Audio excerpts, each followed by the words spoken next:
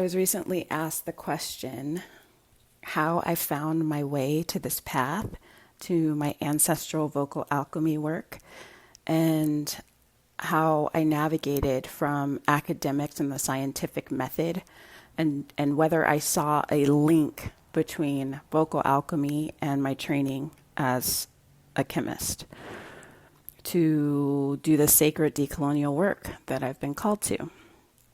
And I just really love and appreciate this question. And specifically the part about, do I see a link between the scientific method and my spiritual work? And yes, I actually do. I went to a Polytechnic State University for undergraduate school, and their motto was learn by doing. And I use that as my motto in my life. The first time I remember doing vocal alchemy, and at the time I didn't know that is what I was doing, it was when I had frozen shoulder. I was living in a prison of pain in my body that was so different from my normal state of being. As a practitioner of yoga for more than 15 years, I had always been super open and flexible in my body. So to have my shoulder stuck and to not even be able to put on my own clothes without help was very humbling. And I remember laying on the floor in my garage that had been converted into my yoga space. I had placed my left hand over the front of my right shoulder, and I began to vocally tone a high-pitched note as I slowly tried to rotate my right shoulder any amount. And at first it was too painful to move even a millimeter. Then as I continued to vocally tone, I felt a little bit more ease in the muscle tension. I felt able to move it a little bit more. And as I did this, continuing to sound and move the shoulder to its edge, I began to release emotion. I began to feel tears roll down my cheeks. So in this moment, I learned that stuck emotions in the body can become physical pain.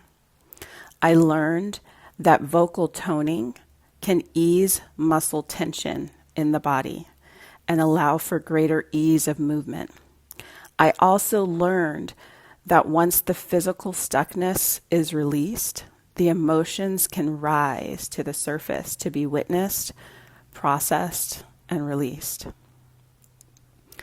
In this way, I became a scientist of my own healing. In this way, I began to mark what was helping me to unravel the stuck, stagnant, painful emotions from my body and to release physical pain as well as process the emotions. Another example of me practicing vocal alchemy before I knew what it was called is when I moved to Costa Rica. I began to look for body healers, massage therapists, chiropractors, acupuncturists. I started to notice that every time they worked on my shoulders, especially the one that had been frozen for over a year, that I would begin to cry. Tears would roll down my face involuntarily. I also felt intuitively to hum, to hold long, sustained notes and to focus on the vibration I felt in my body. Where did the sound seem to go in my body? Where did I feel the most resonance? As I would hold these long, sustained notes, I was inviting my body into a deeper relaxation, as well as engaging my mind to concentrate on the sound and the sensations of releasing tension. The sound unlocked the emotions stored in my body as the massage therapist worked on the physical layer. I began to observe how these intuitive ways of using my voice was actually having an accumulative effect on my healing. At this time, I began walking on the beach every morning on the black sand shores of Playa Negra. I would look out over the ocean and walk along the tree-lined shores, and I would make sounds, intuitively led vowel sounds. Hey, ha, oh, ah,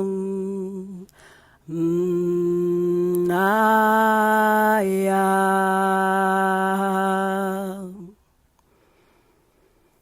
It was during one of these times of walking on the beach, praying with my ancestors, and inviting in the assistance of Divine Spirit that I began to sing. First, I would sing songs I loved that were written by other people. I would sing India Irie songs. I would sing beautiful chorus songs. I would sing medicine songs about the earth, the water, the fire, and the air. Songs by Puente on the Americua album. Songs sung by Whitney Houston, because I will always love her, and singing her songs fills my body with an energy that feels otherworldly.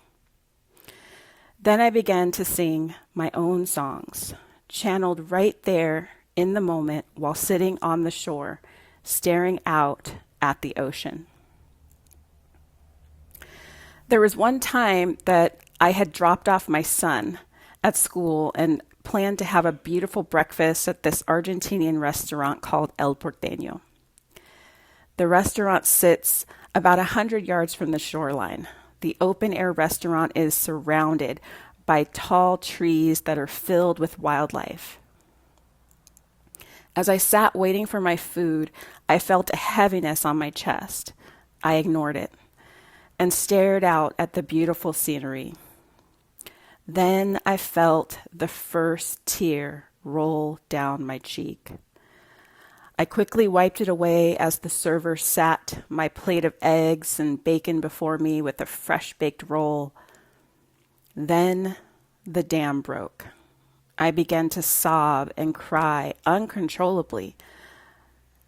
I could not stop the flood of tears that burst from my eyes. The waitress stopped at the table to check on me and asked in Spanish if I needed a hug.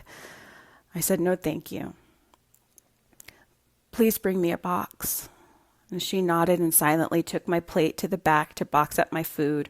She returned quickly and I paid for my food and left, still sobbing. I walked to the ocean. This part of the beach is full of little coral pools. Many people bring small children here because the corals form a little safe for wading kiddie pool. I found one that was unoccupied and sat on the trunk of a coconut tree that had started growing horizontally and thus made a perfect bench. As I sat at the water's edge and cried, I prayed to Mother Earth.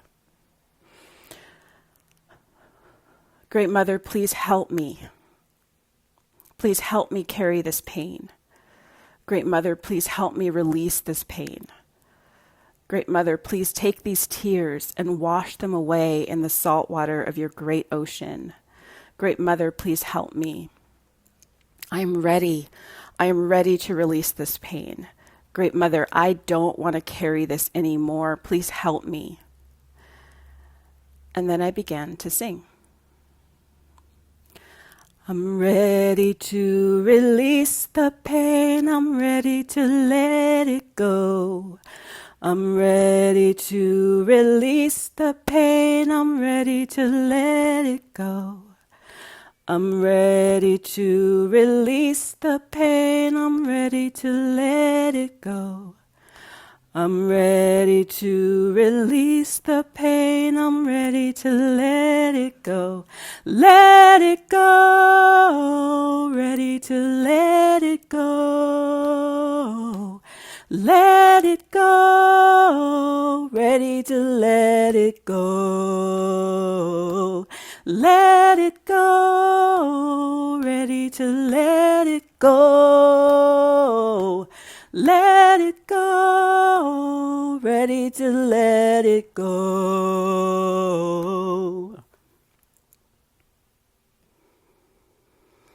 I sang and clapped my hands in a rhythm like a drum, punctuating every line.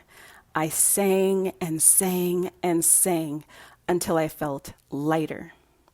I rocked and I lifted my arms out wide and I sang louder and more forcefully, feeling the melting of the heaviness that I had carried on my chest, easing and releasing and moving away,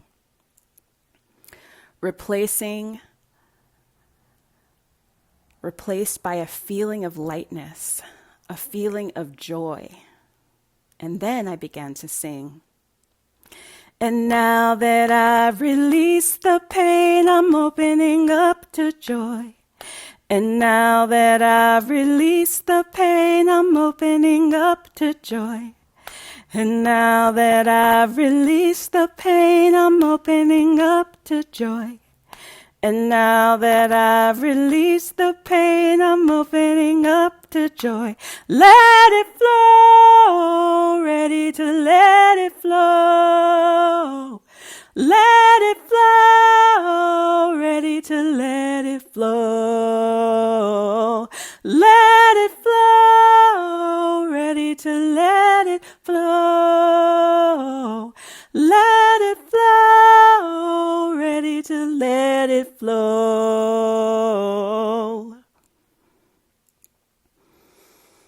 And this became my first medicine song, my first mantra on my healing journey, on the journey of practicing vocal alchemy to heal myself, on the journey of observing and documenting my healing journey to help others. And in this way, I feel my scientific mind has helped me to observe, quantify, and document how the use of my own voice, my vocal resonance, has helped me to heal.